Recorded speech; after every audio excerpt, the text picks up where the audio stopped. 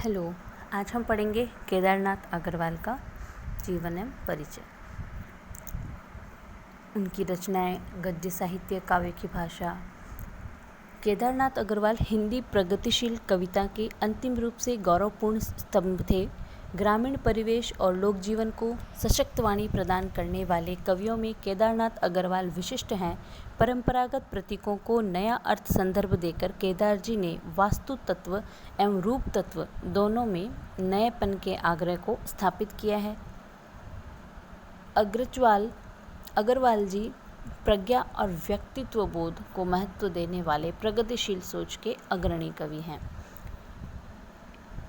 बांदा की धरती में कमासीन गांव में 1 अप्रैल 1911 को इनका जन्म हुआ।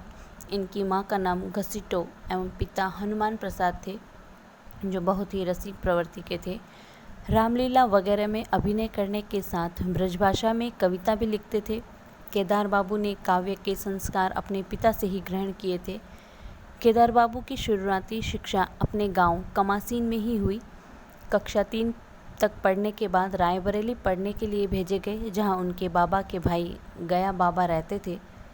6ठी कक्षा तक रायबरेली में शिक्षा पाकर के 7वीं 8वीं की शिक्षा प्राप्त करने के लिए कटनी एवं जबलपुर भेजे गए। वह 7वीं में पढ़ ही रहे थे कि नैनी इलाहाबाद में एक धनी परिवार की लड़की पार्वती देवी से विवाह हो गया इनका, जिसे उन्होंने पत्नी के रूप में नहीं प्रेमिका के रूप में लिया और ब्याह में युवती लाने प्रेम ब्याह कर संग में लाया। इनके बारे में ऐसे कहा जाता है। विवाह के बाद उनकी शिक्षा इलाहाबाद में हुई। 9वीं में पढ़ने के लिए उन्हें इविंग क्रिश्चियन कॉलेज में दाखिला लिया। इंटर की पढ़ाई पूरी करने के बाद केदार बाबू ने बीए की पढ़ाई के लिए इलाहाबाद विश्वविद्यालय में दाखिला लिया। सन 1937 में कानपुर से वकालत पास करने के बाद सन 1938 में वे बांदा आए। इसी समय उनके चाचा बाबू मुकुंद लाले शहर के नामी वकीलों में से थे। उनके साथ रहकर वकालत करने लगे। वकालत केदार जी के लिए कभी पैसा कमाने का जरिया नहीं रही। कचहरी ने उनके दृष्टिकोण को मार्क्स के दर्शन के प्रति आधारभूत दृढ़ता प्रदान की। सन 1963 से 1970 तक सरकारी वकील रहे। 1972 ईस्वी में बांदा में अखिल भारतीय प्रगतिशील लेखक संघ के सम्मेलन का आयोजन किया। 1973 ईस्वी में उनके काव्य संकलन फल नहीं रंग बोलते हैं के लिए उन्हें सोवियत लैंड पुरस्कार सम्मान दिया गया। 1974 ईस्वी में उन्होंने रूस की यात्रा संपन्न की। 1981 ईस्वी में उत्तर प्रदेश की हिंदी संस्थान ने पुरस्कृत एवं सम्मानित किया। 1981 ईस्वी में मध्य प्रदेश प्रगतिशील लेखक संघ ने उनके कृतित्व के मूल्यांकन के लिए महत्व केदारनाथ अग्रवाल का आयोजन किया। 1987 ईस्वी में साहित्य अकादमी ने उन्हें अपूर्वा काव्य संकलन के लिए अकादमी सम्मान से सम्मानित किया। वर्ष 1990-91 में मध्य प्रदेश शासन ने उन्हें मैथिली शरण गुप्त सम्मान से सम्मानित किया।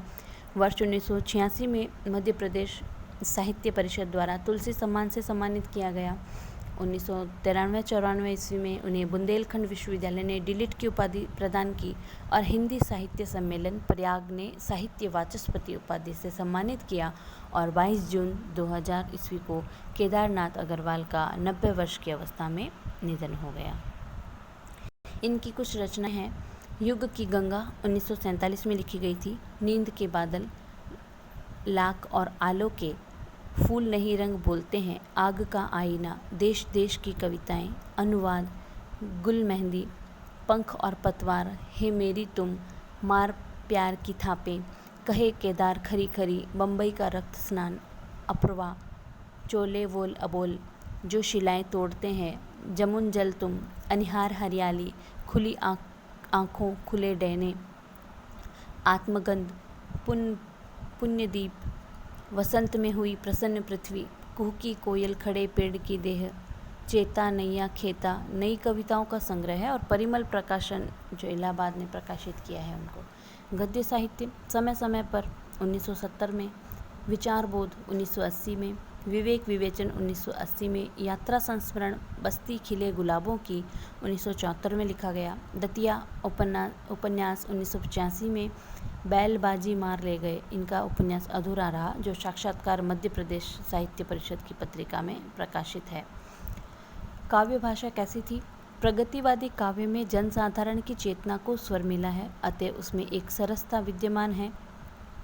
छायावादी काव्य की भांति उसमें दुरारूढ़ कल्पना की उड़ान नहीं है। प्राय सभी कवियों ने काव्य भाषा के रूप में जनप्रचलित भाषा को ही प्रगतिवादी काव्य में अपनाया है, परंतु केदार कुछ मामलों में अन्य कवियों से विशिष्ट हैं।